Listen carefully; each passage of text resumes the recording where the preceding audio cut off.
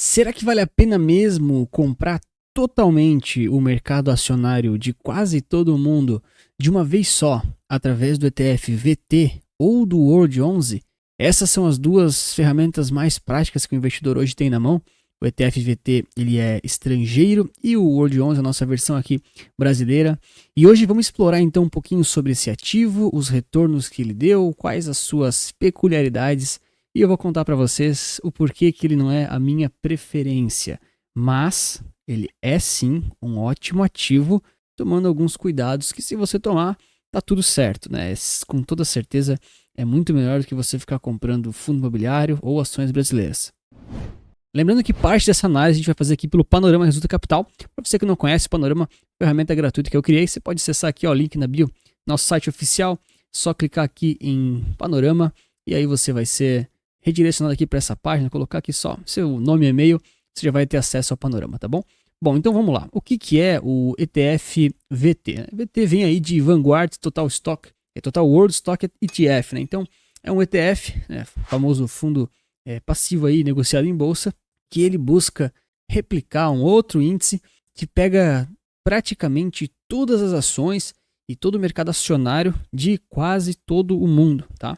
Então tem muitos países, de muitos setores e muitas empresas, a gente já vai ver quais são elas todas, e realmente forma um ativo extremamente diversificado dentro da classe de ações e, enfim, empresas listadas em bolsas, tá? E aqui você vai ter diversos continentes, diversos países, diversos setores, e isso acaba sendo interessante dependendo da sua estratégia. Olha, comenta para mim se você tem VT ou World 11 na carteira, que eu quero muito saber, e também quantos por cento mais ou menos ele é do seu portfólio. Bom, vamos começar analisando aqui o ETF estrangeiro ali da Vanguard, que ele é o principal, né? Ele é o mais famoso. Depois eu trago aqui para o nosso contexto brasileiro, o nosso ativo brasileiro que vai praticamente replicar a mesma coisa, tá? Então, de cara, o que a Vanguard ela oferece aqui? Né? Um ETF que faz toda essa diversificação internacional. O custo dele é muito, muito baixo. Então, para quem consegue investir diretamente no exterior, tem sim vantagens de médio e longo prazo. Então, olha só, a taxa de administração 0,07%, isso aqui é ridículo, é muito, muito barato. Tem uma categoria aqui de ações mundiais. Vamos trazer aqui alguns números, dados recentes, né, retornos, que eu já vou analisar com vocês no gráfico. Mas o que a gente tem que prestar muita atenção é isso aqui, ó, Portfolio Composition. Isso aqui é a composição do ETF, né? Quais são os ativos e quantos e os tipos mais ou menos que estão lá dentro. Então, de cara, a gente percebe o seguinte, né? Número total de ações, né, de empresas aqui são 9.700 e lá vai pedrada, tá? Quase 10 mil, que inclusive é o benchmark, tá? Então, nunca é igual assim, né, pessoal? Nunca é exatamente igual, tem uma série de questõezinhas, mas a gente pode ver que você está comprando, cara, 10 mil ativos de uma vez só. Então, isso é uma diversificação muito relevante. E quando a gente avalia aqui o estilo de investimento aqui dessas empresas, elas têm majoritariamente, né, aqui na média, né, um tamanho large, né, large cap, ou seja, empresas muito grandes, e elas representam aqui um blend, né, um mix entre valor e crescimento, tá? Então, ele tem, enfim, né, um pouquinho de crescimento, um pouquinho de valor, então é mais ou menos um pouco dos dois, mas ele é majoritariamente um ETF com empresas grandes, tá bom? Então, grandes geralmente consolidadas. Esse aqui é um ETF de total return, ou seja, ele vai reinvestir automaticamente os dividendos para você, tá? Imagina a complexidade de você ter que comprar 9.796 empresas manualmente e cada vez que pingar o dividendo de uma, você ter que reinvestir isso manualmente. Cara, isso aqui se torna extremamente complexo, extremamente difícil. O que não é complexo e difícil é você deixar o like, se inscrever aqui no canal. Isso é fácil e eu vou te agradecer bastante. Agora, seguindo para quais os países e quais as regiões que esse ETF mais investe, aqui a gente começa a ter informações muito, muito relevantes e entender como o ETF VT está posicionado de fato e como é que ele vai se comportar em termos de preço, variação e oscilação. Então, em termos aqui de regiões, que são o que eles chamam aí de continentes e depois ainda separam com emerging markets, a gente tem de cara, né, que a América do Norte ele é 67, 68% do ETF, tá? Então aqui a gente percebe que tem uma grande exposição ao, enfim, continente norte-americano e obviamente os Estados Unidos vai estar aqui dentro. Já vamos ver os países, tá? Depois ele está sendo seguido aqui pela Europa, que também tem muitos países desenvolvidos, daí empata um pouquinho o Pacífico e os mercados emergentes, né? Mas para nós aqui, a parte relevante é a América do Norte, muito, muito relevante, tá? Então, não é porque ele pega todos os países do mundo aí praticamente que ele vai ter os mesmos pesos, tá bom? Isso vem lá da metodologia do índice que ele replica. Beleza? E agora em relação aos países, né? A gente vê aqui de cara os Estados Unidos com 64, 65% de representatividade no ETF, representa realmente muita, muita coisa, tá? E aí depois vem aqui, ó, Japão, Reino Unido, Canadá, China, Índia, França e Taiwan e assim por diante, tá? Então aqui do lado também os mercados. Ah, o Brasil tá ali, ó, o Brasil 0,4% do ETF, tá? Então você indiretamente também está exposto aí ao Brasil e algumas empresas daqui. É claro que você não fica comprando isso pensando muito no Brasil, né? Mas tá ali no meio, beleza? Aqui de cara, o que eu percebo em relação aos Estados Unidos, tá? É que é uma exposição realmente muito, muito grande, tá? Então é de se esperar muito que ele vai se comportar como o SP500 de forma um pouco mais amortecida que a gente fala, tá bom? Não vai ter como fugir muito disso, tá? Por quê? Porque ele tem muito SP500 já dentro dele. É claro que não é exatamente o SP500, tá? São as ações que muitas delas também compõem o SP500. Mas o que a gente não pode esquecer é que os outros países, muitos deles também têm uma correlação com a Bolsa Americana. Para olhar, né? Quando não tem crise aqui no Brasil e grandes problemas de fiscal e governo, o SP500 ele puxa o nosso Ibovespa para cima ou para baixo, tá? Então isso é um padrão assim que a gente vê no mundo. Obviamente não é causalidade, às vezes é só correlação, mas a gente não pode ignorar porque de fato existe uma relação nisso, tá? Então, em primeiro lugar, é uma exposição grande nos Estados Unidos e em segundo, grande parte desses países aqui que são desenvolvidos têm as suas bolsas muito correlacionadas com o SP500. Então ele vai andar próximo ao SP500 com uma certa amortecida. E aqui eles trazem ainda os top holdings, né? Só para a gente ter noção. Apple, por exemplo, é o maior ativo da carteira aqui com 3,8%. Depois Nvidia, Microsoft, Amazon, Meta, Google. Toda essa galera aqui que ela é super relevante para o SP500. E também para tantos outros índices, né? Certamente lá para baixo tem as empresas do Brasil, mas eu não vou conseguir ficar olhando aqui as 9.700 empresas que estão no ETF, tá bom? Mas depois vocês podem acessar e conferir uma por uma aí, se for do teu interesse. Tá, mas e os retornos aqui do VT, né? Como é que ele anda, como é que ele funciona, é bom, é ruim? Olha, o VT, ele tem uma performance historicamente muito boa, a gente percebe aqui, né, que desde... Peguei aqui o histórico mais antigo que o TradingView nos dá, né? Tá dando aqui 236%, teve uma época ruim aqui depois da crise, mas ele entrega aqui bons retornos, tudo isso em dólares, tá bom? E aí vem aquela primeira questão que eu comentei com vocês. Se a gente comparar, por exemplo, junto do VOO, que é o SP500, que a gente vai ter aqui, né? Pegando o início dos dois ETFs possíveis, né? Que já é uma data um pouquinho diferente, tá? Bom, de cara, VT ainda assim retornando aí 230%, ok, beleza, um bom retorno, tudo isso em dólares, mas o SP500 está retornando quase 500%. Então, o que a gente percebe? É o dobro, tá? É praticamente o dobro.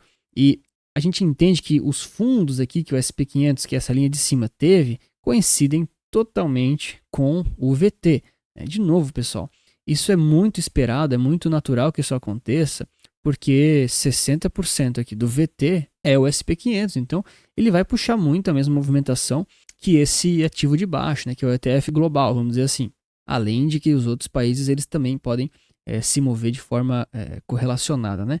Só que daí todas aquelas porções de países que são descorrelacionados, né, estão com crise, países emergentes, outras moedas, aí eles fazem esse contrapeso, vamos dizer assim, e acabam trazendo uma volatilidade menor. Então, pode ver, o desenho que eles têm é praticamente o mesmo, tá? O que muda realmente é a intensidade da volatilidade. Se a gente pegar e trocar, né, colocar o VO, por exemplo, em uma escala aqui na esquerda, né, só para a gente entender, ó, vou até trocar de cor. Eu sou meio daltônico, tá? Já falei isso em alguns vídeos.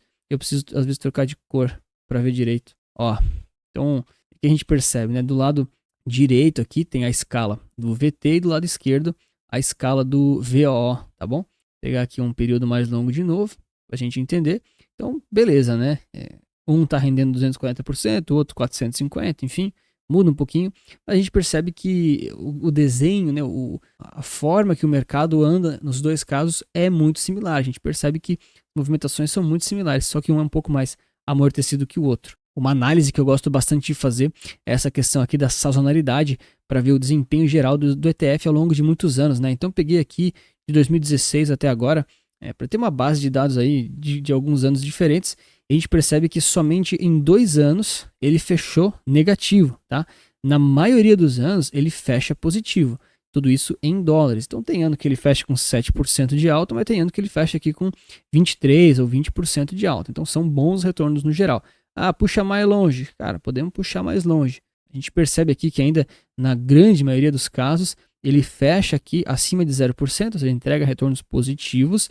E aqui em 4 anos dessas ocorrências todas, ele fechou negativo. Lógico que você não compra uma vez só e fica esperando o ano passar. Você faz preço médio, faz DCA, compra quando ele cai, rebalanceia a carteira, né? Isso é a coisa mais importante no final das contas. Mas a gente tem que entender que, de forma geral, mesmo que você vai fazendo esses preços médios, você vai estar exposto a esse retorno do ano, né? Intra-ano, vamos dizer assim. Principalmente porque, se você está assistindo até aqui, você deve ter uma carteira de investimentos e não fica só pegando movimentações de curtíssimo prazo, né? Não tem nada contra quem faz, tá? Mas quando a gente avalia assim longos prazos, a gente tem que considerar que o seu retorno vai ser parecido com o do índice, tá? Não vai fugir muito do índice, não. E, de forma geral, esse índice ele é muito bom. Ele é melhor, por exemplo, do que o nosso Ibovespa aqui do Brasil. Beleza, mas e como é que eu compro aqui do Brasil, né? Muita gente gosta de mandar dinheiro para fora, já tem uma conta em uma corretora lá no exterior, mas para muita gente isso ainda é difícil, é um certo tabu. E, de fato, quem compra os ETFs no exterior tem alguns custos extras, né? Tem o custo do câmbio, tem IOF, às vezes a declaração ali do imposto de renda tem alguns detalhezinhos a mais. Não é impossível, tá? Não é impossível, mas para você, às vezes, que está começando, não quer se incomodar, tem soluções aqui no Brasil que são bem mais simples, tá bom?